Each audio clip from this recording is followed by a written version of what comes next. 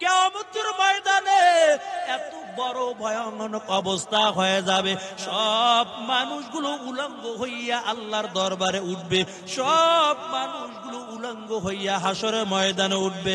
আম্মা জান আয়েশা ডাক দিয়ে বলে, পয়গম্বর, আমি আয়েশা তো পর্দার মধ্যে ছিলাম, আমিও কি উলঙ্গ হইয়া কিয়ামতের ময়দানে উঠব? আল্লাহর নবী বলে, আয়েশা শুধু তুমি কেন, সমস্ত নবীরা উলঙ্গ অবস্থায় উঠবে, একমাত্র আমি মুহাম্মদ ব্যতীত সমস্ত মানুষগুলো উলঙ্গ অবস্থায় উঠবে। আম্মা জান আয়েশা ডাক দিয়া বলে, নবী আমার, ওই হাসরের ময়দানে আমি কি লজ্জা পাবো না? আমি তো পর্দার মধ্যে ছিলাম, আমার কি লজ্জা হবে না? আল্লাহর নবী ডাক দেয়া বলে, আয়েশা কেমন করে লজ্জা হবে? নিজের পরনে কাপড় নাই এটারও কোনো খবর থাকবে না, অন্যের পরনে কাপড় আছে কিনা এটা তো দেখার দূরের কথা, নিজের পরনে কাপড়ে কোনো খবর থাকবে না। ওরে আয়েশা, তবে শুনো, কিয়ামতের ময়দানে মানুষগুলো ওঠার পর সব আসমানের দিকে তাকাইয়া থাকবে। ওদিন সূর্য আর 9,30,00,000 মাইল উপরে সূর্য থাকবে না। আল্লাহ ডাক দিয়ে বলবে, সূর্য আজকে নিচে নামো। অর্ধ হাত মাথার উপরে আসমান চলে আসবে, ওই সূর্যটা অর্ধ হাত মাথার উপরে চলে আসবে। সূর্যটার 11টা মুখ রয়েছে, একটা মুখ মাত্র খোলা উপরের দিকে তাও দেওয়া, বাকি মুখগুলো বন্ধ। এই একটা মুখের মধ্যে দৈনিক হাজার হাজার ফেরেশতারা বরফ দিতেছে, কারণ এটার তাপ নিয়ন্ত্রণ করার জন্য। এরে আল্লাহর বান্দা, কিয়ামতের ময়দানে আল্লাহ বলবে না, সূর্য তোর তাপকে আজকে তুমি কমাইয়া দাও। আল্লাহ বলবে না, ফেরেশতার দল এই সূর্যের মধ্যে বরফ ঢেলে দাও, কারণ আমার বান্দা বান্দিগুলো সূর্যের তাপ সইতে পারবে না। আবার আল্লাহ এমন কিছুই বলবে না, বরং আল্লাহ আওয়াজ দিয়ে বলবে, রে সূর্য, আজকে তোর 11টা মুখ উপরের দিকে থাকবে না, তোমার মুখগুলো সব নিচের দিকে দিয়া দাও। এরে আল্লাহর বান্দা, সূর্যটার 11টা মুখ সব নিচের দিকে চলে আসবে। শুধু এতটুকু ক্ষান্ত নয়, ওদিন জমিনটা মাটির জমিন থাকবে না, কারণ আল্লাহ পুরো জমিনটা তামার জমিন বানাইয়া দিবে। এই যে কারেন্টের তার থাকেন উপরে কভার লাগানো, নিচে একটা তার রয়েছে, একটা গুনার মতন আছে তামার। কারণ তামা দিয়া কেন বানাইলো? তার একমাত্র কারণ, এখানে সুইচ দিবেন, মিনিটের মধ্যে হাজার হাজার মাইল দূরে যাবে।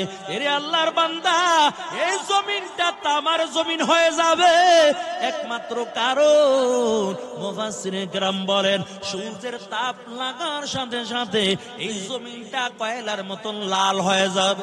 বেনামাজির মাথার মগজগুলো টকবক টকবক করে ফুটতে থাকবে, আর বারবার মালিককে ডাকবে।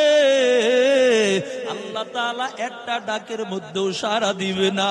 এর নবীর আশিকের দল, আল্লাহ বারবার আওয়াজ দিয়া বলবে, এর সূর্য, আজকে তোমার মধ্যে যত তাপ আছে তাপগুলো দিয়া দাও। এই বান্দার জন্য আমি জমিন বানাইছিলাম, এই বান্দার জন্য আমি আসমান বানাইলাম। আমার বান্দা দুনিয়ার জমিনে থাইকা আমার নাফরমানি করেছে, আমি আল্লাহর দেওয়া মাছ খাইয়া কত দুনিয়ার মধ্যে কত আরাম আসে দিন কাটাইলো। আমি আল্লাহর হাজারো নাজ নেয়ামত গুলো খাইলো, আমি আল্লাহর হুকুম পালন করে নাই। সূর্যের তাপ আজকে এমন থাকবে না, যত তাপ রয়েছে তাপগুলো দিয়া দাও। মায়ার নবী ডাক দিয়া বলে, আয়েশা শুনো, ওদিন সূর্যের তাপে মানুষের মাথার মগজগুলো ঠাস ঠাস করে ফেটে যাবে, আর মাথার মগজগুলো ভাতের মারের মতো পড়তে থাকবে।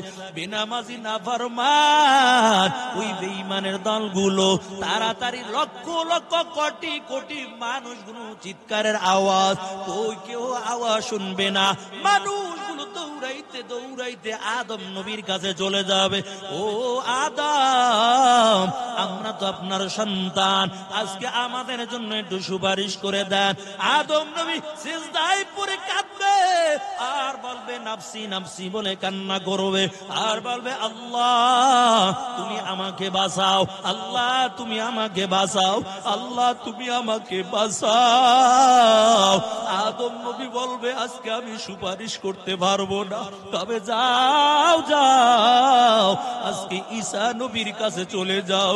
এরে আল্লাহর বান্দা, মানুষগুলো দৌড়াইয়া ঈসা নবীর কাছে চলে আসবে, ঈসা নবীর কাছে বলবে একটু সুপারিশ করেন। ঈসা নবী সিজদায় পড়ে কাঁদবে আর নাফসি নাফসি বলে কান্না করবে, আর বলবে আল্লাহ আজকে তুমি আমাকে বাঁচাও বাঁচাও। ওই ঈসা নবীও আল্লাহর কাছে সুপারিশ করবে না। ঈসা নবী বলবে আমার পক্ষে সম্ভব না সুপারিশ করার, তবে যাও যাও তোমরা ইব্রাহিম খলিলুল্লাহর কাছে চলে যাও। ইব্রাহিম খলিলুল্লাহ সুপারিশ করবে না, বলবে মুসা নবীর কাছে চলে যাও। ওই পয়গম্বর ডাক দিয়া বলে আয়েশা, সমস্ত নবীগণ সিজদায় পড়ে কাঁদবে আর বলবে নাফসি নাফসি নাফসি বলে কান্না করবে, আর বলবে আল্লাহ তুমি আমাকে বাঁচাও। মায়ার নবী বলেন মুসা নবীও কাঁদবে, আল্লাহ তুমি আমাকে বাঁচাও। ঈসা নবীও কান্না করবে, আল্লাহ তুমি আমাকে বাঁচাও। আরে উপরের দিকে কালো হলে কি হয়েছে, যদি কলবটা সুন্দর থাকে, কলব যদি ভালো হয়, ওই মানুষটা নূরের তৈরি ফেরেশতার চেয়েও বড় সুন্দর। আরে মুমিন মুসলমান আল্লাহর গোলাম, আল্লাহর বান্দা, স্বামী স্ত্রী দুইজনে পূর্ণিমা রাতে ছাদের মধ্যে আনন্দ করতেছে। হঠাৎ করে বিবি ডাক দিয়া বলে, ও স্বামী আমার, আল্লাহ তাআলা আমাকে কত সুন্দর বানাইলো। স্বামী ডাক দিয়া কয়, বিবি না না, আসমানের ওই যে চাঁদ দেখা যায়, নজর করে দেখো পূর্ণিমা রাতের চাঁদটা কত সুন্দর দেখা যায়।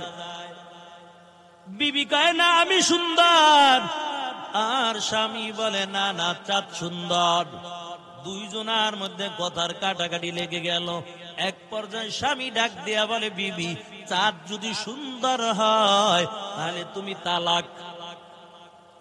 বিবি আলাদা হয়ে গেল, কারণ আমরা কোন জিনিসের যদি উদাহরণ দেই, আমরা বলি দেখ লোকটা চাঁদের মতো সুন্দর, তাহলে চাঁদের সঙ্গে তুলনা দেই।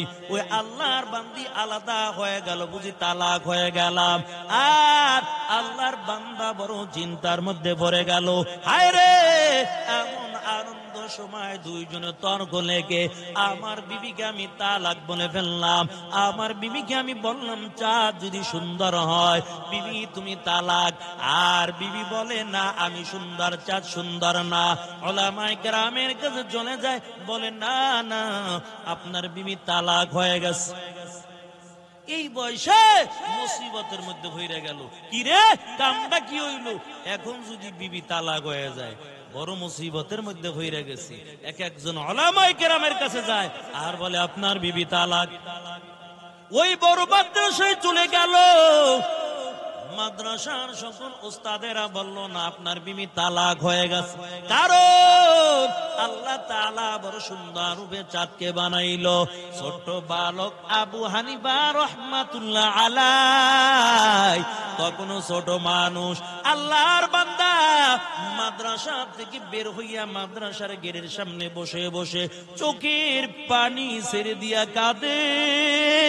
ছোট বালক আবু হানিফা রাহমাতুল্লাহ আলাইহি যখন মাদ্রাসার গেটের মধ্যে ডুববে ডুববে ভাব, হঠাৎ করে নজর করে দেখতে পায় এমন একজন আল্লাহর বান্দা বড় চিন্তায় অবস্থায় পড়ে আছে, চোখের পানি ছেড়ে দিয়া কাঁদে। ছোট্ট বালক ডাক দিয়া বলে, ও আল্লাহর বান্দা আপনি কেন কাঁদেন, আপনার দিলের মধ্যে কি দুঃখ বলেন? আল্লাহর বান্দা ডাক দিয়া বলে, তুমি তো ছোট্ট বালক, তোমার কাছে বলে আর কি লাভ, কারণ আমি মাদ্রাসায় গেলাম, বড় বড় উলামায়ে কেরামের সঙ্গে পরামর্শ করলাম, কোন সমাধান দিল না। তুমি তো ছোট্ট একটা বালক, তোমার কাছে বলে আর কি লাভ। আবু হানিফা ডাক দিয়ে একটু বলেন দেখি আপনার সমস্যার সমাধান দিতে পারি কিনা। আল্লাহর বান্দা ডাক দিয়া বলে, তবে শুনো, আমার বিবি এবং আমি দুইজনে মিলে ওই পূর্ণিমার চাঁদে, ওই রাত্রবেলা চাঁদের উপর দুইজনে আনন্দ করতেছিলাম। হঠাৎ করে আমি ডাক দিয়ে বললাম, রে বিবি, ওই চাঁদের দিকে তাকাও, দেখো আমার মালিক কত সুন্দর চাঁদ বানাইলো। আমার বিবি ডাক দিয়া বলে, স্বামী আমার, চাঁদ সুন্দর না, আমি সুন্দর। আবার আমি ডাক দিয়ে বললাম, চাঁদ সুন্দর, কিন্তু বিবি বলে না না, সে নাকি বড় সুন্দর। কিন্তু এক পর্যায়ে আমার বিবিকে আমি বলে দিলাম, এরে বিবি, চাঁদ যদি সুন্দর হয় তাহলে তুমি তালাক। কিন্তু এখন উলামায়ে কেরাম ফতোয়া দিয়া দিল, আমার বিবি তালাক হয়ে গেছে। ছোট্ট বালক আবু হানিফা দাঁড়াইয়া বলে, আল্লাহর বান্দা, আপনার কোনো চিন্তা করা লাগবে না, কারণ আমি বলে দিলাম আপনার বিবি তালাক হয় না। কি রে, যদিও ছোট্ট বালক, এত বড় ভিতরে মাল আছে। এই ছোট্ট বালক ডাক দিয়া বলে, না না, আপনার বিবি তালাক হয় নাই। এরে আল্লাহর বান্দা এমন করে করে আল্লাহর বান্দাকে বুঝায়, কিন্তু আল্লাহর বান্দার বুঝে ধরে না। কেমন করে তোমার কথা বিশ্বাস করব? কারণ তুমি যার কাছে কিতাব পড়ো, তুমি যার কাছে কোরআন শিখো, তোমার উস্তাদ ফতোয়া দিয়েছে, কেমন করে এখন তুমি মাসালার সমাধান দিবা? ছোট্ট বালক আবু হানিফা ডাক দিয়া বলেন, আপনি আবার মাদ্রাসার মধ্যে চলে যান। আবার আমার হুজুরকে ডাক দিয়া বলেন যে, আপনার মাদ্রাসার ছোট্ট বালক আবু হানিফা বলেছে আমার বিবি নাকি তালাক হয় নাই। এরে আল্লাহর বান্দা, সকল উস্তাদ এক জায়গার মধ্যে বসে গেল। আল্লাহর বান্দা ডাক দিয়া বলে, হুজুর, কি আপনি ফতোয়া দিয়া দিলেন? কয়েকটা কি হইছে? আপনার মাদ্রাসার ছাত্র বলছে আমার বিবি নাকি তালাক হয় না। কি বলছে? কই যে ছোট্ট বালক আবু হানিফা। সবাই মাথা নিচে দিয়ে রইছে। কই যদি আবু হানিফা হয় তাহলে কত সত্য হতেও পারে, কারণ যদিও বালক হয়, আল্লাহ তাআলা এমন ইলমের সাগর, এমন ইলম দান করেছেন, কয় যেই মাসালার সমাধান আমরা দিতে পারি না, এই মাসালার সমাধান আবু হানিফা দিতে পারে। আবু হানিফা বুত ইমামে বাসাফা আসরাজে উম্মতানে মুস্তাফা। এর নবীর আশিকের দল। ওই মাদ্রাসার শিক্ষক ডাক দেয়া বলে, আবু হানিফাকে ডাকো। আবু হানিফাকে কাছে ডাকা হয়। কয়, বাবা, কেমন করে মাসালার সমাধান দিলা? কয়, কেন? মাসালার সমাধান তো আমার দেওয়া লাগে নাই, মাসালার সমাধান আল্লাহ দিয়েছে। কয়, কেমন করে মালিক সমাধান দিয়েছে? কয়, সূরা ৩ আপনি তেলাওয়াত করতে থাকেন। হুজুর তেলাওয়াত করতেছে, ওয়াত-তিনি ওয়াজ-যাইতুন ওয়া তুরি সিনিন ওয়া হাযাল বালাদিল আমিন লাকাদ খালাকনাল ইনসানা ফি আহসানি তাকওয়িম। আবু হানিফা লুকমা দেয়, না না, লাকাদ খালাকনাল ইনসানা হবে না, লাকাদ খালাকনাল কমারা ফি আহসানি তাকওয়িম। উস্তাদ কই, কোরআন খুইলে দেখো, তুমি কমার শব্দ কই পাইলা? আল্লাহ তো এখানে ইনসানের কথা বলেছে। কই, কেন? আল্লাহ যদি বলেন লাকাদ খালাকনাল ইনসান, তাহলে কেন আপনারা চাঁদকে সুন্দর বানাইলেন? যদি চাঁদ সুন্দর হইতো, কমার শব্দের অর্থ হলো চাঁদ। যদি চাঁদ সুন্দর হইতো তাহলে আল্লাহ বলতো লাকাদ খালাকনাল কমারা ফি আহসানি তাকওয়িম। যেহেতু আল্লাহ কমার শব্দ ব্যবহার করে নাই, আল্লাহ বলেছেন লাকাদ খালাকনাল ইনসানা ফি আহসানি তাকওয়িম। আল্লাহ যেহেতু মানুষের কথা বলেছেন, চাঁদ আল্লাহ সুন্দর বানায় নাই। চার জিনিসের কসম খেয়ে আল্লাহ বলেন মানুষকে বড় সুন্দর বানাইলাম। ও আল্লাহর বান্দা, যদি আল্লাহ তাআলা চাঁদকে সুন্দর বানাইতো, আল্লাহ এখানে কমার শব্দ ব্যবহার করত। যেহেতু আল্লাহ ইনসান শব্দ ব্যবহার করেছেন, দুনিয়ার মধ্যে যা কিছু রয়েছে সবচেয়ে সুন্দর রূপে একমাত্র আল্লাহ মানুষ বানাইলো। তবে মানুষের দিলটা যদি ভালো হয়, ওই মানুষটা চাঁদের চেয়েও বড় দামি, ওই মানুষটা নূরের তৈরি ফেরেশতার চেয়েও বড় দামি। আর যদি কলব খারাপ হয়ে যায়, আল্লাহ বলেন ওই মানুষটা চতুষ্পদ জানোয়ারের চেয়েও বড় খারাপ। তাই মানুষ ভালো, আবার মানুষকে বলছে চতুষ্পদ জানোয়ারের চেয়েও খারাপ। একটা হলো ভালো গুণ আর একটা খারাপ গুণ। ভালো গুণ যদি হয়, ওই মানুষটা বড় দামি মানুষ। আর যদি খারাপ গুণ হয়, ওই মানুষটা চতুষ্পদ জানোয়ারের চেয়েও বড় খারাপ। এরে আল্লাহর বান্দা, মানুষের মধ্যে যদি মানুষের গুণগুলো থাকে, গুণওয়ালা মানুষ বড় দামি। ওই যে গাছের মধ্যে আমগুলো মিষ্টি, আম গাছটা বড় দামি। কয় কে? এই আম গাছের ফলের মধ্যে গুণ রয়েছে। কয় কি গুণ? কয় ফলগুলো খুব মিষ্টি, খুব যত্ন করে, এই জন্য গাছটারও খুব যত্ন করে। কয় ফলগুলো খুব মিষ্টি। ঠিক মানুষ যদি গুণের মানুষ হয়, ওই মানুষটা আল্লাহর কাছে বড় দামি। আর গুণওয়ালা মানুষ যতদিন পর্যন্ত জমিনের মধ্যে একজন থাকবে, আল্লাহ বলেন এই জমিন আমি ঠিক রাখবো। আসমান আসমানের জায়গায় থাকবে, জমিন জমিনের জায়গায় থাকবে। গুণওয়ালা মানুষ থাকবে না, আল্লাহ বলেন আমি জমিন ধ্বংস করে দিব। তাহলে একজন গুণওয়ালা মানুষের বড় দাম। এরে আল্লাহর বান্দা, আল্লাহ তাআলা জমিন বানাই দিল। জমিন নড়াচড়া করতেছে, টলমল করতেছে পানির উপর। আল্লাহ তাআলা বড় বড় পাহাড় দিয়ে আল্লাহ তাআলা জমিনকে প্যারাক মেরে দিল। আর ডেকে বলে রে জমিন, সাবধান হয়ে যাও, আর নড়াচড়া করবা না, কাঁপাকাঁপি করবা না। কারণ আমার আদম সন্তান থাকবে বড় দুর্বল, আমার আদমের সন্তানগুলো বড় দুর্বল থাকবে। ওরে জমিন, তুমি যদি পানির উপর টলমল টলমল করতে থাকো, আমার বান্দা সেজদা দিতে পারবে না। কয় কেমন দুর্বল থাকে? একটু আল্লাহ মাঝে মাঝে জমিনটাকে নাড়াচাড়া দিয়ে দেখায়। কয় জমিন যখন মাঝে মাঝে নাড়া দেয়, ওই 5 তলা 10 তলার মালিক গুলো আরামের ঘুম ধুইয়া, কত সুন্দর বিছানা ধুইয়া তাড়াতাড়ি নিজের জীবন বাঁচানোর জন্য রাস্তার মধ্যে দৌড়ায়। কারণ জমিন নাড়াচাড়া দিছে, না জানি ভূমিকম্প শুরু হয়ে গেছে, আগে নিজের জীবন বাঁচায় বিল্ডিং এর গুল্লি মার। এর নবীর আশিকের দল। আল্লাহ বলেন আমার বনি আদমের সন্তান থাকবে বড় দুর্বল। এর জমিন আমি বড় বড় পাহাড় দিয়া জমিনটাকে ব্যারাক মেরে দিলাম, জমিন নড়াচড়া করা বন্ধ হয়ে গেল। আল্লাহ জিব্রাইলকে পাঠাইয়া বলে, জিব্রাইল যাও যাও, এই জমিন থেকে মাটি আনবা, আমি এখন আদম বানাইব। জিব্রাইল জমিনের মধ্যে চলে আসলো, জমিন কান্না শুরু করে দিল। ভাই কেমন ভাবে কান্নার আওয়াজ! জমিন কাঁদে আর বলে, জিব্রাইল আমার থেকে মাটি নিও না, কারণ এই মাটি দিয়ে আল্লাহ আদম বানাইব। আল্লাহ কাউকে জাহান্নামের মধ্যে দিবে, আল্লাহ কাউকে জান্নাত দান করে দিবে, জাহান্নামের আগুন সইতে পারবো না। জিব্রাইলের কাছে বড় মায়া লেগে গেল।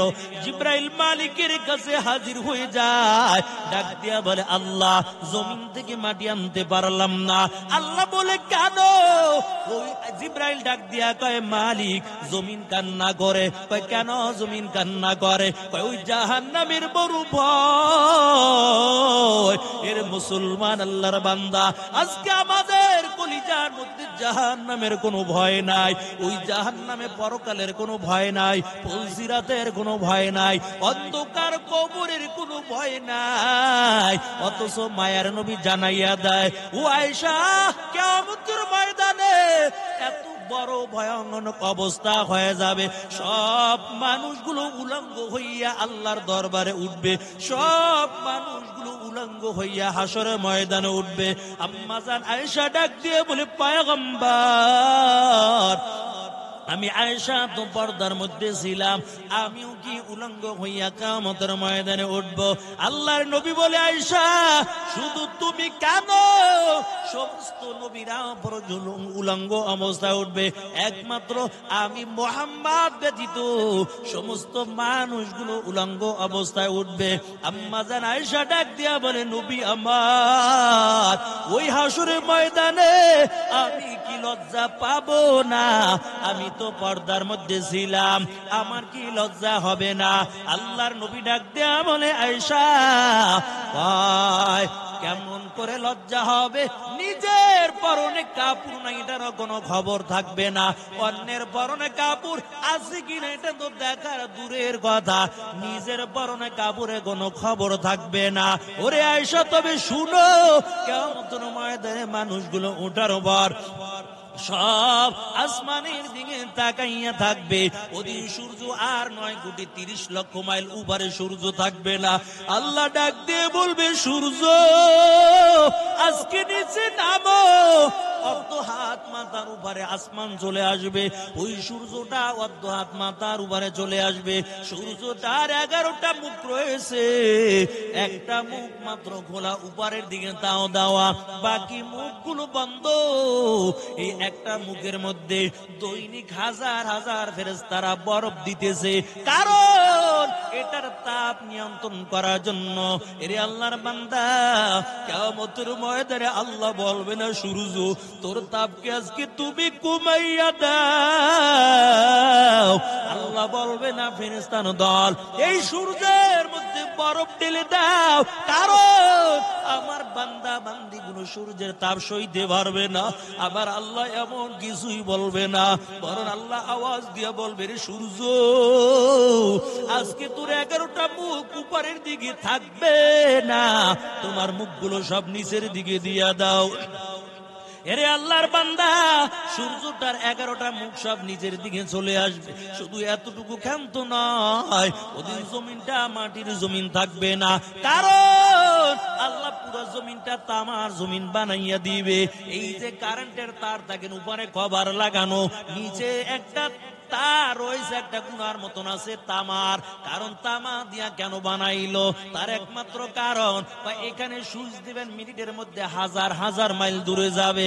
এরে আল্লাহর বান্দা, এই জমিনটা তামার জমিন হয়ে যাবে একমাত্র কারণ, মুফাসসিরিন কেরাম বলেন, সূর্যের তাপ লাগার সাথে সাথে এই জমিনটা কয়লার মতন লাল হয়ে যাবে।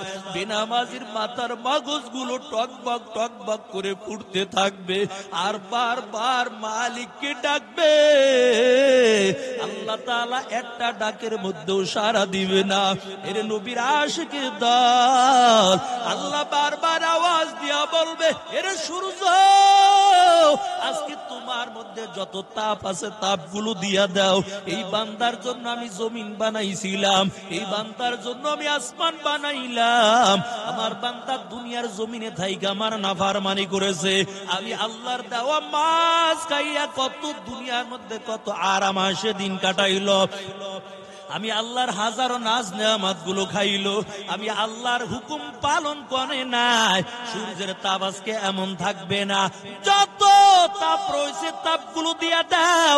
মায়ার নবী ডাক দিয়া বলে, আয়েশা শুনো, ওদিন সূর্যের তাপে মানুষের মাথার মগজগুলো ঠাস ঠাস করে ফেটে যাবে, আর মাথার মগজগুলো ভাতের মারের মতো পড়তে থাকবে। বেনামাজি নাফরমান ওই বেঈমানের দলগুলো তাড়াতাড়ি লক্ষ লক্ষ কোটি কোটি মানুষগুলো চিৎকারের আওয়াজ, ওই কেউ আওয়াজ শুনবে না। মানুষগুলো দৌড়াইতে দৌড়াইতে আদম নবীর কাছে চলে যাবে। ও আদম, আমরা তো আপনার সন্তান, আজকে আমাদের জন্য একটু সুপারিশ করে দেন। আদম নবী সিজদায় পড়ে কাঁদবে, আর বলবে নাফসি নাফসি বলে কান্না করবে, আর বলবে আল্লাহ তুমি আমাকে বাঁচাও, আল্লাহ তুমি আমাকে বাঁচাও, আল্লাহ তুমি আমাকে বাঁচাও। আদম নবী বলবে, আজকে আমি সুপারিশ করতে পারবো না, তবে যাও যাও, আজকে ঈসা নবীর কাছে চলে যাও। এরে আল্লাহর বান্দা, মানুষগুলো দৌড়াইয়া ঈসা নবীর কাছে চলে আসবে। ঈসা নবীর কাছে বলবে একটু সুপারিশ করেন। ঈসা নবী সিজদায় পড়ে কাঁদবে আর নাফসি নাফসি বলে কান্না করবে আর বলবে, আল্লাহ আজকে তুমি আমাকে বাঁচাও বাঁচাও। ওই ঈসা নবী আল্লাহর কাছে সুপারিশ করবে না। ঈসা নবী বলবে, আমার পক্ষে সম্ভব না সুপারিশ করার, তবে যাও যাও তোমরা ইব্রাহিম খলিলুল্লাহর কাছে চলে যাও। ইব্রাহিম খলিলুল্লাহ সুপারিশ করবে না, বলবে মুসা নবীর কাছে চলে যাও। ওই পয়গম্বর ডাক দিয়া বলে, আয়েশা সমস্ত নবীগণ সিজদায় পড়ে কাঁদবে আর বলবে নাফসি নাফসি নাফসি বলে কান্না করবে আর বলবে, আল্লাহ তুমি আমাকে বাঁচাও। মায়ার নবী বলেন, মুসা নবীও কাঁদবে, আল্লাহ তুমি আমাকে বাঁচাও। ঈসা নবীও কান্না করবে, আল্লাহ তুমি আমাকে বাঁচাও। ও আদম নবীও কান্না করবে আর বলবে, আল্লাহ আজকে তুমি আমাকে বাঁচাও। ইব্রাহিম খলিলুল্লাহ বলবে, আল্লাহ তুমি আমাকে বাঁচাও। একমাত্র আল্লাহ নবী ডাক দেয়া বলে, রে আয়েশা তবে শুনে লাও, আমি নবী ওদিন আমি বাঁচার জন্য বলবো না, আল্লাহ তাআলা আমার জন্য একটা জায়গা বানাইয়া রাখছে। ওই যে মাকামে মাহমুদ নামে একটা জায়গা, ওই জায়গার মধ্যে আমি সিজদায় পড়ে কাঁদবো আর বলবো, আল্লাহ আজকে তুমি আমার গুনাহগার উম্মতদেরকে বাঁচাও। আয় আল্লাহ তুমি আমার গুনাহগার উম্মতদেরকে আল্লাহ তুমি বাঁচাও। আল্লাহ বলবেন, পয়গম্বর আপনি সিজদা থেকে মাথাটা উঠাইয়া দেন। মায়ার নবী সিজদা থেকে মাথা উঠাইবে। আল্লাহ বলবেন, ও নবী আমার, আপনি এই জাহান্নামে গেটে দাঁড়ানো থাকবেন। আল্লাহ একটা বড় কুরসি বানাইয়া রাখবেন। আল্লাহ তাআলা বলবেন, পয়গম্বর আপনি কুরসির মধ্যে আজকে বসে যান। আল্লাহর পয়গম্বর কুরসির মধ্যে বসবেন না। আল্লাহ আবার বলবেন, নবী আমার আপনি কুরসির মধ্যে বসে যান। আল্লাহ নবী কুরসির মধ্যে বসবে না। আবার আল্লাহ বলবেন, ও নবী আমার আপনি কুরসির মধ্যে আপনি বসে যান। আল্লাহর পয়গম্বর একটা হাত কুরসির মধ্যে রাখবেন। আল্লাহ বলবেন, ও নবী আমার কেন আপনি কুরসির মধ্যে বসলেন না? ওই পয়গম্বর ডাক দিয়া বলবে, ও দর মালিক আমি জানি এই কুরসি হলো একটা জান্নাতের কুরসি। আমি যদি এই চেয়ারের মধ্যে আজকে বসে যাই, এমনও হতে পারে আমাকে টান দিয়া জান্নাতের মধ্যে নিয়ে যাবে আর আমার গুনাহগার উম্মত গুলো টেনে টেনে যদি জাহান্নামের মধ্যে ফালায়, আল্লাহ আমি তোমার জান্নাতের মধ্যে যাব না। এর নবীর আশিকির দল আল্লাহ বলবে, আপনি জাহান্নামের গেটের মধ্যে দাঁড়াইয়া যান, দেখবেন আপনার একটা গুনাহগার উম্মত যেন জাহান্নামের মধ্যে না যায়। মায়ার নবী দাঁড়াইয়া থাকবেন। আল্লাহর পয়গম্বর দেখবেন কারো চেহারা বানরের মতন, ফেরেশতারা হাতে পায়ের মধ্যে জাহান্নামের শিকল লাগাইয়া টেনে টেনে জাহান্নামের মধ্যে ফালাইয়া দেয়। কারো চেহারা থাকবে কুকুরের মতন। আল্লাহর নবী দেখবেন ওই কুকুরের মতো চেহারা দেখা যায়, টেনে টেনে জাহান্নামের মধ্যে ফালায়। আবার শুনবে কানের মধ্যে কান্নার আওয়াজ, জাহান্নামের মধ্যে চিৎকারের আওয়াজ। কারা জানি জাহান্নামের মধ্যে চিৎকার মারতেছে। এর নবীর আশিকের দল আল্লাহর কাছে বলবে, মালিক আমার উম্মতের কান্নার আওয়াজ এখনো আমার কানের মধ্যে আসে। আয় আল্লাহ তুমি কি আমার গুনাহগার উম্মতকে জাহান্নামের মধ্যে ফালাইছো? এর নবীর আশিক আল্লাহর নবী ডাক দিয়া কয়, কিয়ামতের ময়দানে 10 সূরাত নিয়ে মানুষগুলো হাসরের ময়দানে দাঁড়াইয়া যাবে। কারো চেহারা বানরের মতন হয়ে যাবে, কারো চেহারা কুকুরের মতন হয়ে যাবে, কারো চেহারা শুয়ারের চেহারার মতন হয়ে যাবে। এর আশিক মানুষের সূরাত থাকবে না, কারণ গুনাহ করার কারণে মানুষের চেহারা গুলা পরিবর্তন হয়ে যাবে। দুনিয়ার জমিনের মধ্যে যারা ঘুষ খাইছে, সুদ খাইছে, ওই মানুষগুলো চেহারা কুকুরের চেহারার মতন হয়ে যাবে। টেনে টেনে জাহান্নামের শিকল লাগাইয়া জাহান্নামের মধ্যে ফালাইবে। মায়ের নবী দেখবে কুকুরের মতন দেখা যায়, আল্লাহর নবী তো উম্মতের মতো দেখতে পারবে না, আর আল্লাহর নবী কিছুই বলতেও পারবে না। আমার মায়ের নবীর আবার কান্নার আওয়াজ আল্লাহর পয়গম্বর আবু বকরকে ডাক দিয়া বলবে, এ আবু বকর, জলদি করে তুমি ওই সিরাতের কিনারায় চলে যাও। এরে ওমর, তাড়াতাড়ি মিজানের পাল্লার কিনারায় চলে যাও। এরে বেলাল, জলদি করে যাও, আমার একটা গুনাহগার উম্মত যেন আজকে জাহান্নামে না যায়। এরে আবু বকর, উসমান আলী, যাও, ওই মিজানের পাল্লায় যাইয়া দাঁড়াইবা, আমার গুনাহগার উম্মতের পাল্লা যেন ভারী না হইয়া যায়। এরে আল্লাহর বান্দা, একবার আল্লাহর নবী পাগলের মতো হইয়া জাহান্নামের গেটে আইসা দাঁড়াইবে, আবার দৌড়াইয়া সিরাতের কিনারায় দাঁড়াইবে, আবার দৌড়াইয়া মিজানের পাল্লায় দাঁড়াবে। কিছু কিছু মানুষের গুনার পাল্লা ভারী হয়ে যাবে। আল্লাহর পয়গম্বর ওই মিজানের পাল্লার কিনারায় যখন হাজির হয়ে যাবে, নবী দেখবেন কিছু কিছু লোকের পায়ের মধ্যে জাহান্নামের শিকল লাগানো, আর চিৎকারের আওয়াজ। আল্লাহ নবী ডাক দেয়া বলবো, ফেরেশতার দল, আমার উম্মতের পায়ের মধ্যে কেন জাহান্নামের শিকল লাগাইলা? ফেরেশতারা ডাক দেয়া বলবে, আল্লাহ, ওই তোমার বান্দার গুনার আমল ভারী হয়ে গেছে, এই জন্য জাহান্নামের শিকল তোমার বন্ধুর উম্মতের পায়ের মধ্যে লাগাইয়া দিয়েছি। আল্লাহ নবী ডাক দিয়া বলবে, আল্লাহ, আবার ফেরেশতাদেরকে বলে দেন আমার সামনে যেন আমার উম্মতের আমল নামাগুলো আবার যেন ওজন দেয়। এরে আল্লাহর বান্দা, নবীর সামনে আবার আমল নামা ওজন দিয়া দিবে। যখন আবার আমল নামা ওজন দিয়া দিবে, কিন্তু বান্দার গুনার পাল্লা ভারী থাকবে। হঠাৎ করে আল্লাহর পয়গম্বর মুহাম্মদুর রাসূলুল্লাহ সাল্লাল্লাহু আলাইহি ওয়াসাল্লাম ছোট্ট একটা কাগজের টুকরা বাইর করিয়া ওই পাল্লার মধ্যে যখন দিয়া দিবে, হঠাৎ করে সাথে সাথে নেকির পাল্লাটা বেশি ভারী হয়ে যাবে। আল্লাহু আকবার। এর নবীর আশিকের দল, ওই কাগজের মধ্যে লেখা থাকবে লা ইলাহা ইল্লাল্লাহ মুহাম্মাদুর রাসূলুল্লাহ। এই কালিমার কত পাওয়ার, কালিমার কত দাম, কত দাম। একজন 80 বছরের কাফের যদি এই কালিমা জবান দিয়ে একবার পড়ে নাই, আল্লাহ তাআলা 80 বছরের পিছনে সব গুনাহগুলো ক্ষমা করিয়া ওই বান্দাকে এমন পবিত্র করিয়া দেয়। মায়ার নবী জানায়, তার পিছনে সব গুনাহগুলো আল্লাহ তাআলা সাথে সাথে মাফ করে দেয়। এর নবীর আশিকের দল, মায়ার নবী ডাক দিয়া বলে, আয়েশা, কিয়ামতের ময়দানের মধ্যে আল্লাহ তাআলা ওই মাকামে মাহমুদের মধ্যে যখন আমার জায়গা করে দিবে, ওই জায়গার মধ্যে সিজদায় পড়ে আমি কান্না করব। ইব্রাহিম নবীও কান্না করবে নাফসি নাফসি বলে, মুসা নবীও কান্না করবে নাফসি নাফসি বলে, ঈসা নবীও কান্না করবে নাফসি নাফসি বলে, আদম নবীও কাঁদবে নাফসি নাফসি বলে।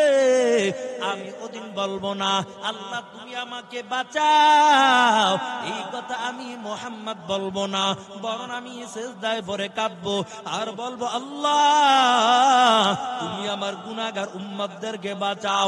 আল্লাহ বড় একটা আওয়াজ দিয়া বলবেন, ও পয়গম্বর, আপনাকে না বানাইলে আসমান জমিন নবমণ্ডল হাওয়া গন্ধ জান্নাত জাহান্নাম কিছুই বানাইতাম না। ও নবী আমার, উহুদের ময়দানে আপনাকে আমি কষ্ট কম দেই নাই, ওই তায়েফের ময়দানে আপনাকে আমি কষ্ট কম দেই নাই, ওই আরবের জমিনের মধ্যে আপনাকে আমি কষ্ট কম দেই নাই। ও পয়গম্বর, হাসর ময়দানে আজকে আপনার কান্না করা লাগবে না।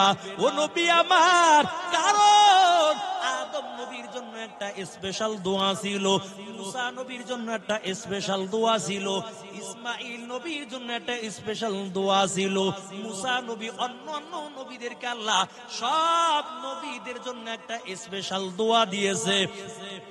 আদম নবী দোয়াটা দুনিয়ার মধ্যে করেছেন, ঈসা নবীও দোয়াটা দুনিয়ার মধ্যে করেছেন, মুসা নবীও দোয়াটা দুনিয়ার মধ্যে করেছেন। কারণ এটা আল্লাহ তাআলা স্পেশাল ভাবে দিয়েছেন, কয় দোয়া করবেন তো আল্লাহ সাথে সাথে দোয়া কবুল করে নিবে। মায়ার নবীকে একটা স্পেশাল দোয়া দিয়েছেন। আল্লাহর পয়গম্বর তায়েফের ময়দানে যখন কাফের বেঈমানেরা নবীর গায়ের মধ্যে আঘাতটা করলো, জিব্রাইল ডাক দেয়া কয়, নবী আমার এত কষ্ট দিয়েছে, একটু আল্লাহর কাছে দোয়া করেন। ও স্পেশাল দোয়াটা করেন, আল্লাহ তাআলা দোয়াটা কবুল করে নিবেন।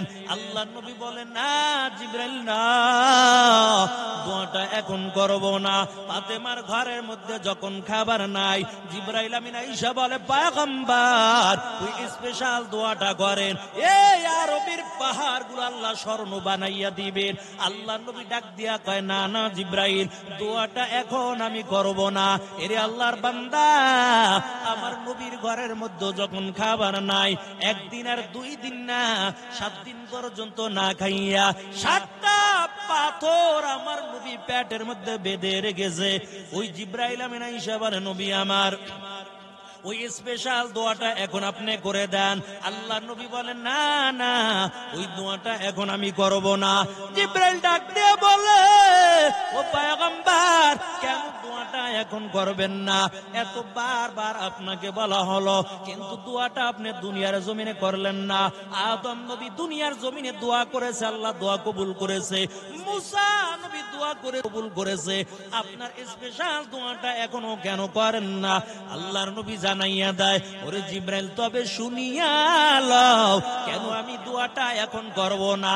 তার একমাত্র কারণ, কিয়ামতের ময়দানে যখন দেখবো আমার গুনাহগার উম্মত জাহান্নামে যাইতেছে, আমি সিজদায় পড়ে কান্না করব, আর স্পেশাল দোয়াটা হাসরের ময়দানে করব, আর মালিককে কিনে কিনে বলবো, আয় আল্লাহ, ওই দোয়াটা আজকে হাসরের ময়দানে আমার উম্মতের জন্য করলাম। আয় আল্লাহ, ওই দোয়াটা কবুল করিয়া আমার গুনাহগার উম্মতদেরকে আজকে তুমি জান্নাতের ফয়সালা করিয়া দাও। তাহলে আপনার আমার নবী কত দয়া করেছে।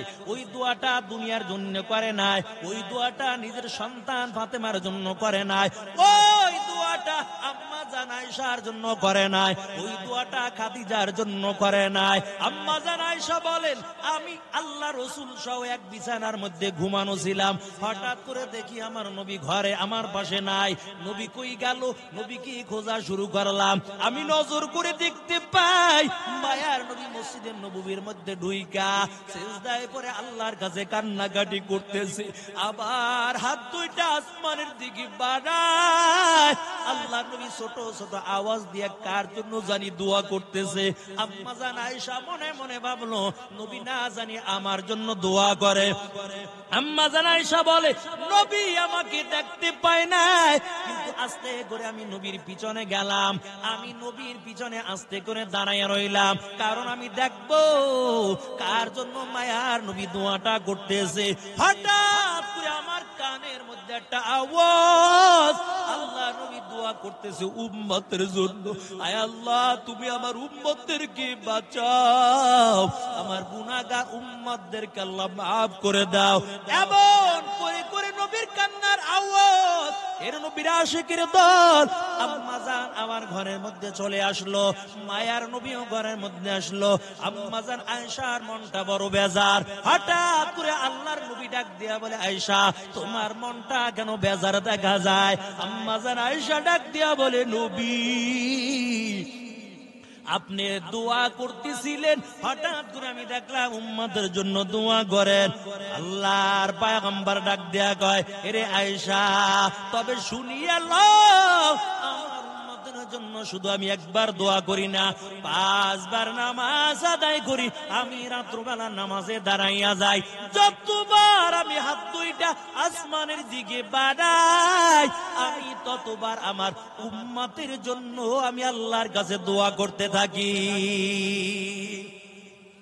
মায়ার নবী উম্মতের জন্য পাগল, আর আমরা দুনিয়ার জন্য পাগল। এর নবীর আসে কিয়ামত যখন কায়েম হয়ে যাবে। জিবরাইল আমিন আল্লাহ বলবে জিবরাইলকে, ও জিবরাইল যাও, আজকে কিয়ামত কায়েম হবে, তবে আজকে দুনিয়া থেকে সর্বপ্রথম মানুষটাকে উঠাও। জিবরাইল বলবে আল্লাহ আজকে সর্বপ্রথম কাকে হাসরের মাঠে উঠাবো? আল্লাহ ডাক দিয়া বলবে, ও জিবরাইল তুমি শুনো, আজকে আদম নবীকে আগে উঠাইবা না, আজকে মুসা নবীকে আগে উঠাইবা না, ঈসা নবীকে আজকে আগে উঠাইবা না। জিবরাইল বলবে আল্লাহ আজকে কাকে সর্বপ্রথম আমি উঠাইবো?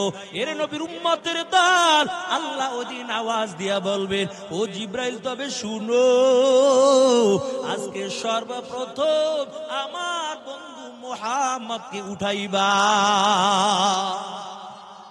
জিবরাইল আওয়াজ দিয়ে বলবে আল্লাহ কই মুহাম্মদুর রাসূলের কবরটা কই? আল্লাহ কেমন করে খুঁজে পাবো? এখন তো মদিনার মধ্যে যখন যাই ওই যে দেখতে পাই একটা সবুজ গম্বুজ দেখা যায়, ওই গম্বুজের নিচে আমার মায়ের নবী শুয়ে আছে। এরে আল্লাহর গোলাম, ওদিন পুরা জমিনটা খালি থাকবে, কোন সবুজ গম্বুজ থাকবে না।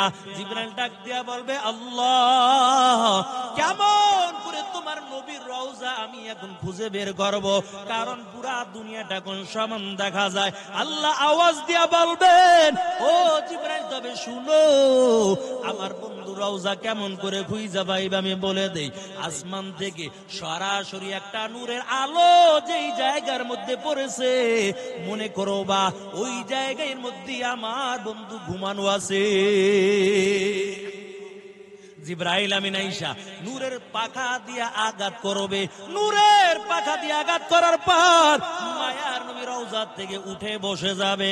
আল্লাহর পয়গম্বর যখন রওজা থেকে উঠবে, ওঠার পরে মায়ার নবী ডানে তাকাইয়া কান্না করবে, বামে তাকাইয়া চোখের পানি ছেড়ে দিয়া কাঁদবে, সামনে তাকাইয়া মায়ার নবী চোখের পানি ছেড়ে দিয়া কাঁদবে, পিছনে তাকাইয়া মায়ার নবী চোখের পানি ছেড়ে দিয়া কান্না করবে।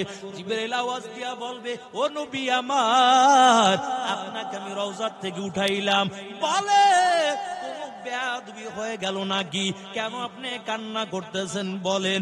আল্লাহর নবী ডাক দিয়া বলবে জিবরাইল, না না কোনো বেয়াদবি হয় নাই। এরে আল্লাহর বান্দা, জিবরাইল আওয়াজ দিয়া বলবেন নবী আমার, তাহলে আপনি কেন কান্না করতেছেন বলেন? মায়ার নবী বলবেন, ও জিবরাইল তবে শুনো, আমি যখন উঠলাম ডানে তাকাইলাম আমার একটা উম্মত আমি দেখি না, বামে তাকাইলাম আমার একটা উম্মত আমি দেখি না, সামনে তাকাইলাম আমার একটা উম্মত কিন্তু আমি দেখি না, পিছনে তাকাইলাম আমার একটা উম্মত আমি দেখি না। আমার উম্মত গুলো কই? আমার না জানি আল্লাহ জাহান্নামে দিয়েছে। জিবরাইল আওয়াজ দিয়া বলবে, ও নবী আমার, কান্না করা লাগবে না, আপনার কোন উম্মতদেরকে এখন উঠানো হয় নাই, কোন নবীদেরকে এখন পর্যন্ত উঠানো হয় নাই। সর্বপ্রথম আমি জিবরাইল আপনাকে এই রওজা থেকে আমি ঘুমের থেকে জাগাইলাম, তবে আপনার কান্না করা লাগবে না। ও নবী আমার, আপনার কান্না করা লাগবে না। আপনার সিজদায় পড়ে যখন আপনার উম্মতের জন্য দোয়া করবেন, আল্লাহ তাআলা আপনার দোয়া কবুল করে নিবে। ও পয়গম্বর, আপনার পেরেশানি করা লাগবে না, আপনার উম্মতের জন্য আপনি দোয়া করবেন, আল্লাহ আপনার দোয়া কবুল করে নিবে। আল্লাহ আপনাকে একটা স্পেশাল পাওয়ার দান করেছেন। ও পয়গম্বর, ওই যে কত সুন্দর একটা কূপ বানাইয়া রাখছে, কাউসার নামে একটা কূপ, এই কাউসার নামের পানিটা আল্লাহ তাআলা আদম নবীর দেয় নাই, এই কাউসার আল্লাহ তাআলা মুসা নবী অন্যান্য কোন নবীকে দেয় নাই, এই কাউসার আল্লাহ তাআলা আপনাকে দান করেছে। ও পয়গম্বর, ওই কাউসারের কিনারায় নিয়া আপনার উম্মতদেরকে এক পেয়ালা পানি পান করাইয়া দিবে, যতক্ষণ পর্যন্ত আপনার উম্মতগুলো জান্নাতের মধ্যে না ঢুকবে, আর ততদিন পর্যন্ত আর পানির পিপাসা লাগবে না। হাউজে কাউসারে পানি একমাত্র আল্লাহ আপনাকে দান করেছেন। মায়ার নবী পেয়ালা হাতের মধ্যে নিয়া লক্ষ লক্ষ কোটি কোটি উম্মতদেরকে আল্লাহর পয়গম্বর হাউজে কাউসারের পানিগুলো পান করাইয়া দিবে, ওই মানুষের আর পানির পিপাসা লাগবে না। এর নবীর আশিকের দল হঠাৎ করে মানুষগুলো কোটি কোটি মানুষগুলো দাঁড়ানো থাকবে, অপেক্ষা করতে থাকবে। হঠাৎ করে উপর থেকে একটা পর্দা পড়ে যাবে, নবীও তাদেরকে দেখবে না, তারাও নবীকে দেখবে না। মায়ার নবী আওয়াজ দেয়া বলবে, আয় আল্লাহ, এখনো কত মানুষ পিছনে রয়ে গেল, আল্লাহ কেন তুমি পর্দা ফালাইয়া দিলা? আল্লাহ আওয়াজ দিয়া বলবেন, নবী আমার, এরা আপনার উম্মত না, কারণ এরা দুনিয়ার জমিনের মধ্যে আপনার রাসূলের সুন্নাতকে ভালোবাসে নাই, আপনার রাসূলের দাড়িকে ভালোবাসে নাই, আপনার রাসূলের সুন্নাত মাথায় ডুবিকে মহব্বত করে নাই, আপনার রাসূলের সুন্নাত লম্বা জামাকে মহব্বত করে নাই।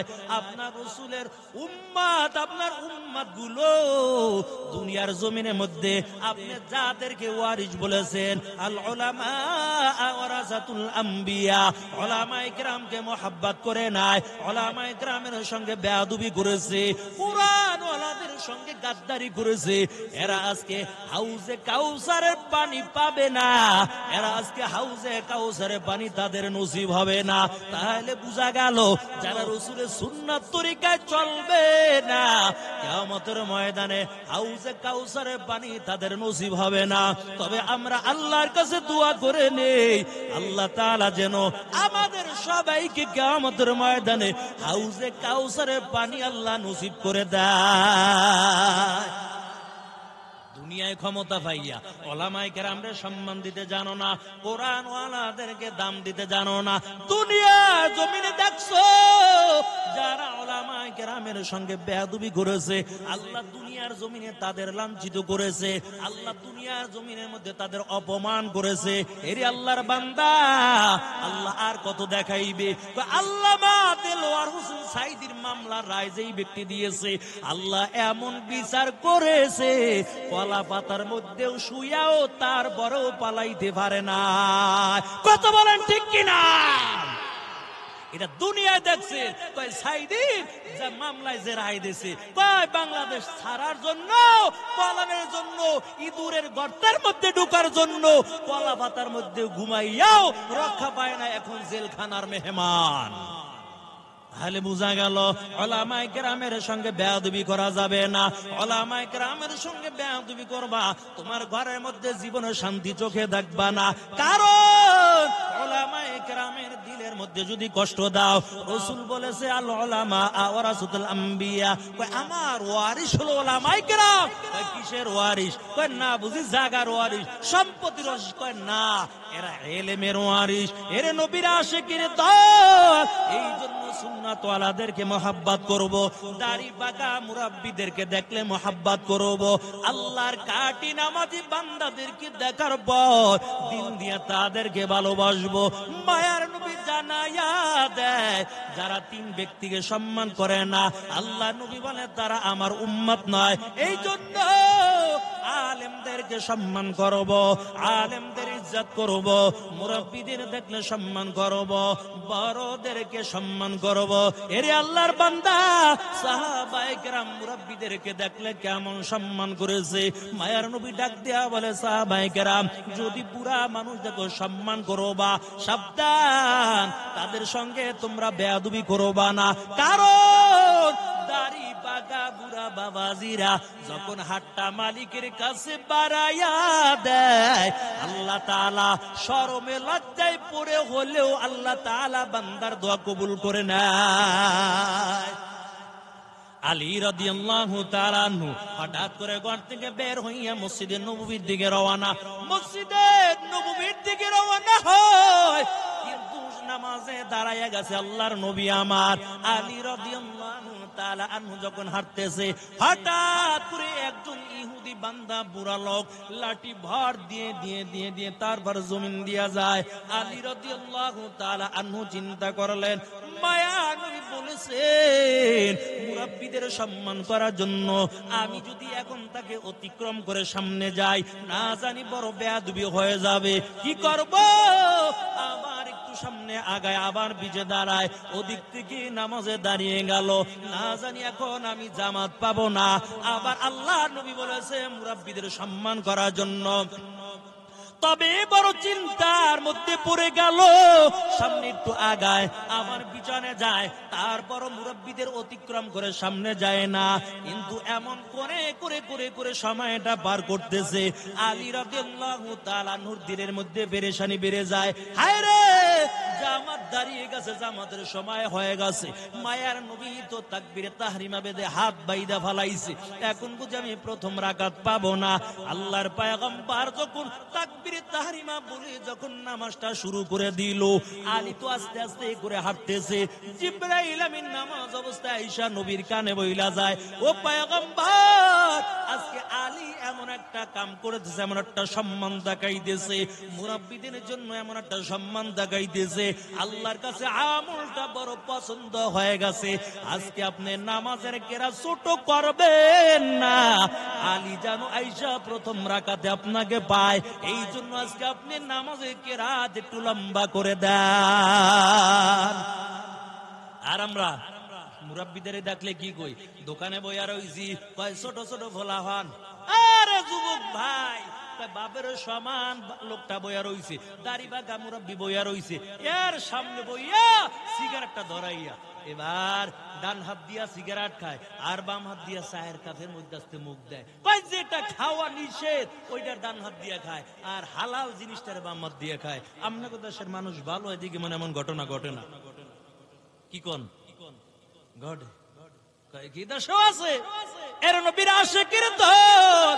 ও যুবক ভাই, হাতে ধরে বলে যাই, পা ধরে বলে যাই, আলেমদের সম্মান করবা, মুরাব্বিদেরকে দেখলে সম্মান করবা, ছোটদেরকে দেখলে স্নেহ করবা। অল্প আমল যদি হয়, এমন হতে পারে ছোট্ট একটা আমলের কারণে কিয়ামতের ময়দানে আল্লাহ 10 দুনিয়ার সমান একটা জান্নাতের মালিক আল্লাহ বানাইয়া দিবে। हर के दारत पे हकदार दिल मादाम जन्नतुल मावाद हदूरा मकाम बेहश्त आजा के आजारे नबाशात कसेरा बाकासे कारे नबाशात। এর নবীর উম্মতের দল, তবে হেদায়েত সবার কপালে আসবে না, আল্লাহ সবাইকে হেদায়েত দান করবে না। আল্লাহ যাকে পছন্দ করবে তাকে আল্লাহ তাআলা হেদায়েতের মালাটা পরাইয়া দিবে। কত বেঈমানের আল্লাহ হেদায়েতের মালাটা পরাইয়া দিয়েছে।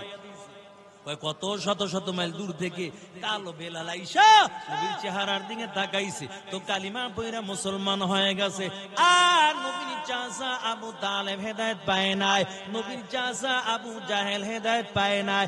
আবু তালেব যখন দুনিয়ার থেকে বিদায় হয়ে যাবে, আল্লাহর নবী ডাক দেয়া কয়, চাচা যান একটু কালিমা পয়রা নেন। কয় না না, এটা পারবো না। আবার মায়ার নবী ডাক দেয়া বলে, ও চাচা যান, কেউ জানবে না, আপনি আমার কানের সঙ্গে মুখটা লাগাইয়া লা ইলাহা ইল্লাল্লাহ মুহাম্মাদুর রাসূলুল্লাহ আপনি কালিমাটা পড়ে নেন। শুধু এই কালিমাটা আপনি পড়বেন, কিয়ামতের ময়দানে আমি নবী শাফাআত করে করে আপনাকে আমি জান্নাতের মেহমান বানায়া দিব।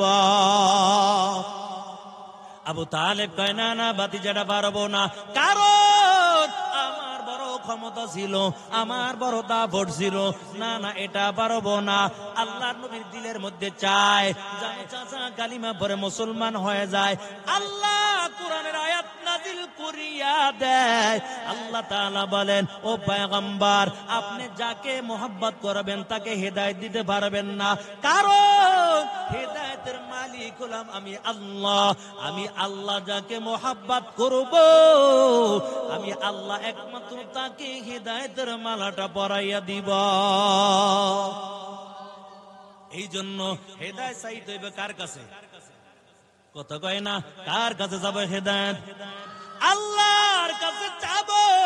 হাত দুইটা যখন মালিকের কাছে বানাইব, আল্লাহর কাছে দোয়া করব, আল্লাহ তুমি হেদায়েতের মালাটা পরাইয়া দাও। আমি বড় গুনাহগার, আমার মতন নাফরমান কেউ নাই, কেউ নাই। আয় আল্লাহ, তুমি আমার জীবনে গুনাহ মাফ করে দাও। আল্লাহ দুনিয়াবাসী সকলের গুনাহ মাফ করে দাও। আল্লাহ হেদায়েতের মালাটা পরাইয়া দাও। এমন করে করে যদি আল্লাহর কাছে দোয়া করে নেই, আল্লাহ তাআলা বান্দার দোয়া কবুল করিয়া ওই বান্দাকে আল্লাহ তাআলা হেদায়েতের মালা পরাইয়া দিবেন। কয় ছোট্ট বালক জুনায়েদ বাগদাদী রহমাতুল্লাহ আলাইহি, একজন ছোট্ট বালক, খ্রিস্টান যুবকের সঙ্গে তার ভালো বড় সম্পর্ক ছিল। একদিন খ্রিস্টান যুবক জুনায়েদ বাগদাদীর কাছে আইসা আবার তাড়াতাড়ি যাওয়ার জন্য বড় ব্যস্ত হয়ে গেল। ওই ছোট্ট বালক জুনায়েদ বাগদাদী ডাক দিয়া কয়, ও খ্রিস্টান যুবক, তুমি আসলে আবার তাড়াতাড়ি যাওয়ার জন্য কেন ব্যস্ত হয়ে গেছো? ওই খ্রিস্টান যুবক ডাক দিয়া কয়, ও জুনায়েদ, তবে শুনো, তোমাদের যেমন মুসলমানদের ধর্মীয় অনুষ্ঠান হয়, আমাদের খ্রিস্টানদের তেমন একটা অনুষ্ঠান হবে। এই জায়গার মধ্যে আমার হাজির থাকতে হবে, কারণ এই অনুষ্ঠান একবার বছরে হয়। এটা আমাদের খ্রিস্টান পাদ্রী ওই জায়গার মধ্যে হাজির থাকবেন, আর একটা উপদেশ দিবে, আমরা সারা বছর মেনে নিব।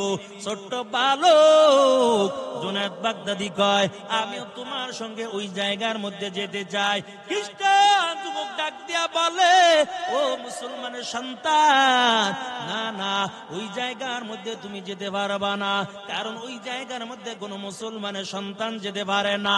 যদি কোনো মুসলমান সন্তানকে পায়, তাকে বন্দী করে রাখে। জুনায়েদ বাগদাদী কয়, আমাকে নিয়ে তোমার কোনো চিন্তা করা লাগবে না, কারণ মুসলমানের কোনো ভয় নাই। মুসলমান ভালো করে জানে, যদিও মুসলমানের দুনিয়ার জমিনে কেউ নাই, তবে মুসলমানের সঙ্গে আল্লাহ আছে।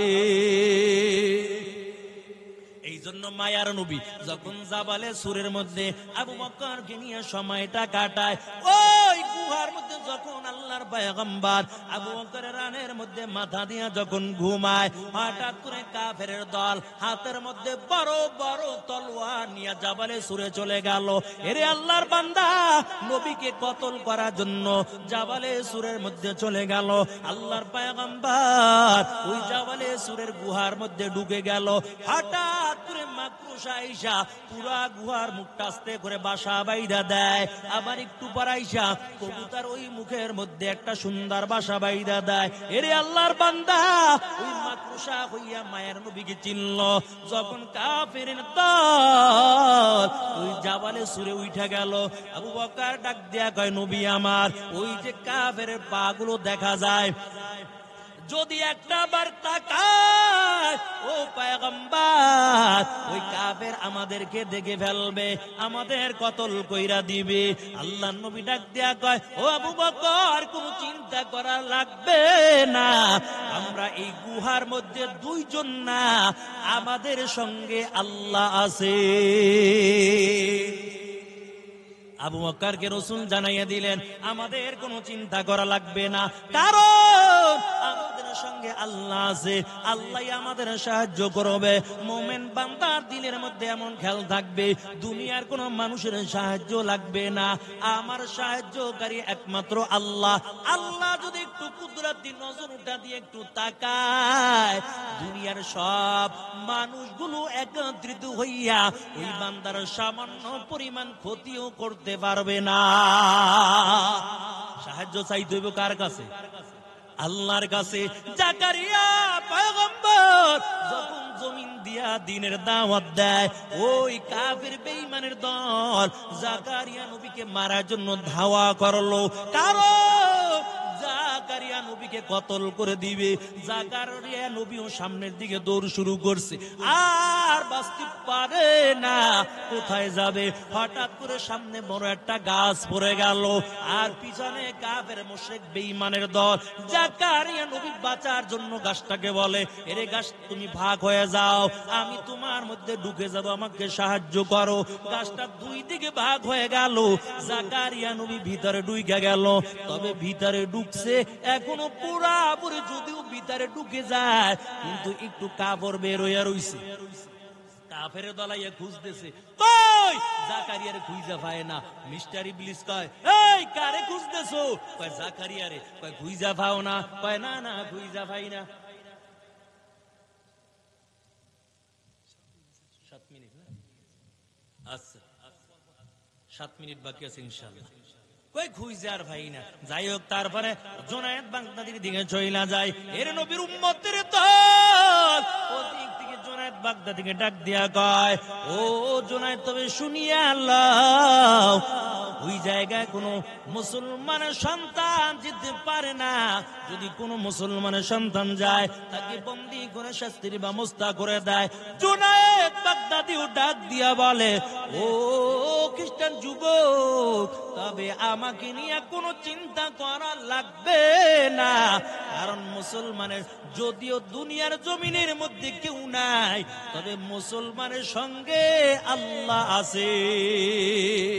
রে আল্লাহর বান্দা, খ্রিস্টান যুবক চলে গেল, জুনায়েদ বাগদাদিও মজলিসের মধ্যে চলে গেল। লক্ষ লক্ষ শ্রোতার দল আর খ্রিস্টান পাদ্রী বড় সিংহাসনের মধ্যে বসে গেল। জুনায়েদ বাগদাদি ছোট্ট বালক ওই ময়দানে এক কোণার মধ্যে বসে গেল। খ্রিস্টান পাদ্রী দামি সিংহাসনের মধ্যে বসার পর জবান দিয়া কথা বলবে, উপদেশ দিবে, কিন্তু জিহ্বা নাড়ায়, ঠোঁটটা নাড়ায়, জবান দিয়া কথা বের হয় না। শ্রোতারা ডাক দিয়ে বলে, কি ব্যাপার, আপনার জবান দিয়া কেন কথা বের হয় না, কেন আপনি উপদেশ দেন না বলেন? ওই খ্রিস্টান পাদ্রী ডাক দিয়া বলে, কেমন করে আমি উপদেশ দিব, কারণ আমিও কথা বলতে চাই কিন্তু কথা বলতে পারি না। তার একমাত্র কারণ এই মজলিসের মধ্যে একজন মুসলমানের সন্তান আছে। এরে আল্লাহর বান্দা, শ্রোতারা কই একটু দেখাইয়া দেন, তাকে বন্দী করে আমরা শাস্তির ব্যবস্থা করব।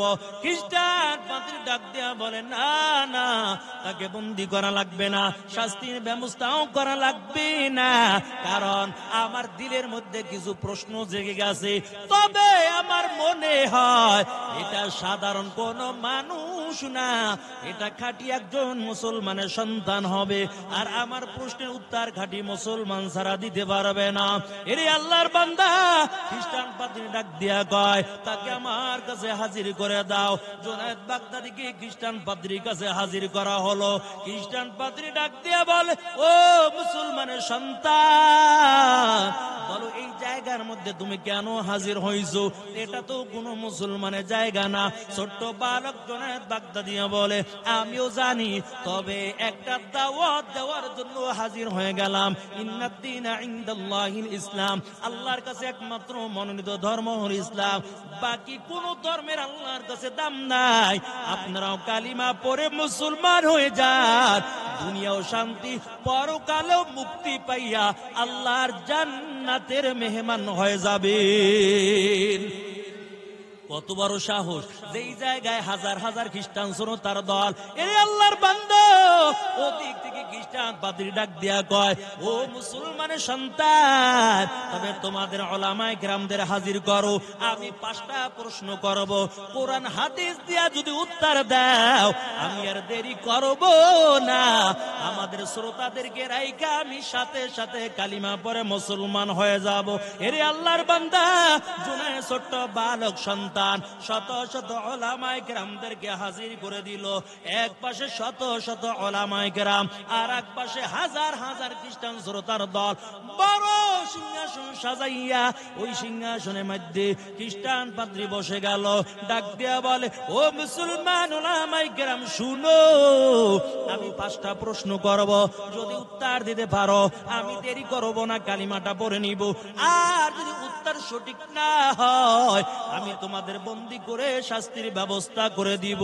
এরে আল্লাহর বান্দা, সমস্ত উলামায়ে কেরাম একমত হয়ে গেল, কারণ মুসলমান তো জানে মুসলমানের বিজয় দান করবে একমাত্র আল্লাহ। সব মুসলমান রাজি হয়ে গেল। খ্রিস্টান পাদ্রী দামি সিংহাসনের মধ্যে বসে গেল। 1 নম্বর ডাক দেয়া বলে, ও মুসলমান উলামায়ে কেরাম, বলো আল্লাহ এখন কি করে? 2 নম্বরে বলো আল্লাহ কোন দিকে তাকানো? 3 নম্বরে বলো কোন জায়গার মধ্যে সূর্যের আলো একবার পড়েছে আর কিয়ামতের আগে সূর্যের আলোটা পড়বে না? 4 নম্বরে বলো কোন কয়েদখানা, যেই কয়েদখানার মধ্যে কোনো আলো নাই, যেই কয়েদখানার মধ্যে কোনো বাতাস নাই, কোনো অক্সিজেনের ব্যবস্থা নাই, তারপর আল্লাহ কয় দিকে জিন্দা রেখেছেন? 5 নম্বরে বলো কোন কবর, যে কবর জিন্দা ছিল, কবরের মধ্যে বাসিন্দাও ছিল জিন্দা, আবার জিন্দা কবরটা চলাফেরা করেছে। এই 5টা প্রশ্নের উত্তর দাও। সব ওলামায়ে কেরাম মাথা নিচে দিয়া বসে আছে। কেমন করে বলবো আল্লাহ এখন কি করে? কেমন করে বলবো আল্লাহ কোন দিকে তাকানো? কেমন করে বলবো কোন জায়গায় সূর্যের আলো একবার পড়েছে? কেমন করে বলবো কোন কবর জিন্দা ছিল? সব ওলামায়ে কেরাম চিন্তার মধ্যে পড়ে গেল। তবে দিলটা লাগাইয়া মালিকের কাছে দোয়া করতেছে আর বলে, আল্লাহ যুগে যুগে মুসলমানে বিজয় দান করেছো, আমরাও ইতিহাস পড়ে জানলাম আল্লাহ যুগে যুগে বিজয়ের মালা পরাইছো, তবে আমাদের দোয়া কবুল করে নাও, আর আজকেও তুমি মুসলমানে বিজয়ের মালাটা পরাইয়া দাও। এমন করে করে যখন দোয়া শুরু করলো, হঠাৎ করে ছোট্ট বালক জুনায়েদ বাগদাদী দাঁড়াইয়া বলে, ও মুসলমান ওলামায়ে কেরাম শুনো, তোমাদের কোনো চিন্তা করা লাগবে না, কারণ এই খ্রিস্টান পাদ্রীর 5টা প্রশ্ন উত্তর দেওয়ার জন্য আমি ছোট্ট বালক জুনায়েদ একাই দাঁড়াইয়া গেলাম, আমি একাই যথেষ্ট। সবাই বড় অবাক হয়ে গেল, কি ব্যাপার, এই ছোট্ট বালক কেমন করে উত্তর দিবে? খ্রিস্টান পাদ্রীর কাছে ডাকলো, আসো দেখি কেমন করে উত্তর দাও। কাছে আইসা যখন দাঁড় করাইয়ে দিল, দাঁড় হইয়া জুনায়েদ বাগদাদী বলে, ও খ্রিস্টান পাদ্রী, আপনার 5টা প্রশ্নের উত্তর আমি দিব, তবে আমি একটা কথা বলতে চাই। কয়, কি কথা? আমি জানতে চাই যে প্রশ্ন করে সে বড় না যে উত্তর দেয় সে বড়?